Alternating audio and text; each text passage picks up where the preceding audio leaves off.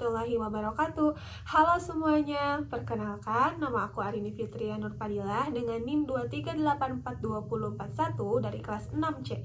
Di sini saya akan melanjutkan review novel dari novel yang berjudul Perempuan yang Menangis Kepada Bulan Hitam bagian 25 sampai 32.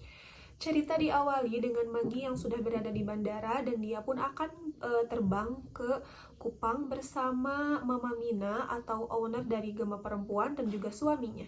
Sesampainya di Kupang, Maggie pun dijemput oleh beberapa teman dari Gema Perempuan dan dia pun diarahkan ke rumah aman yang akan menjadi tempat tinggalnya yang telah disediakan oleh Gema Perempuan. Setelah mendengar cerita dari Maggie, tim Gema Perempuan pun langsung bergerak untuk mencari tahu tentang Leba Ali. Dan akhirnya mereka pun menemukan fakta bahwa Leba Ali bukanlah laki-laki yang hanya buruk, tetapi dia juga melakukan pelecehan seksual terhadap pegawai Hotel Waika Bubak. Kasus tersebut ditutup karena diselesaikan dengan uang. Selanjutnya, Bu Agustin pun mencari tahu siapakah yang bertugas di kepolisian Waika Bubak dengan harapan dia bisa memberikan pelatihan kepada yang bertugas di sana untuk tidak menganggap kasus pelecehan seksual itu adalah kasus yang biasa. Melihat semua orang sibuk membelanya, Maggie pun merasakan terharu karena seminggu ke belakang dia merasa dunia melawannya. Namun kini ada benar-benar orang yang berdiri untuk membelanya. Waktu berlalu, sudah 1 bulan Maggie berada di Kupang. Maggie pun bersepakat untuk tidak memberitahu siapapun keberadaannya di mana. Namun memasuki minggu kedua di rumah aman, Maggie merasa bosan dan juga kesepian. Ia ingin bekerja seperti orang biasanya. Namun, setelah dia meminta izin kepada Bu Agustin mengatakan bahwa dia tidak bisa mempekerjakan korbannya untuk bisa bekerja bersamanya.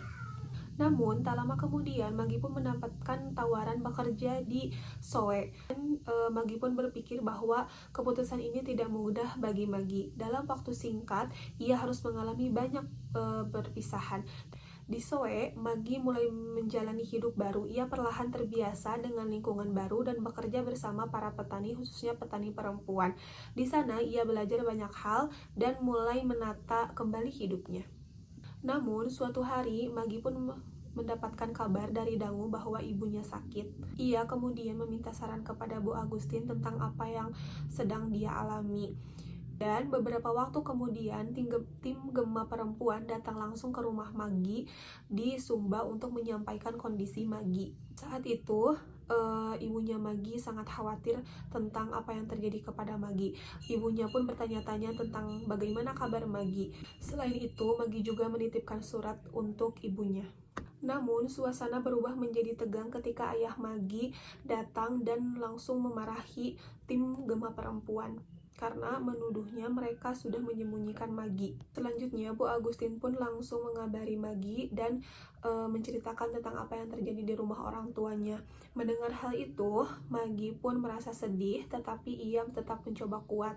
Akhirnya, ia memberanikan diri untuk menghubungi orang tuanya. Awalnya, ayahnya menolak berbicara dengan Maggie dan langsung menutup teleponnya. Maggie menunggu hingga akhirnya ia mencoba lagi. Saat itu, ia berbicara dengan ibunya.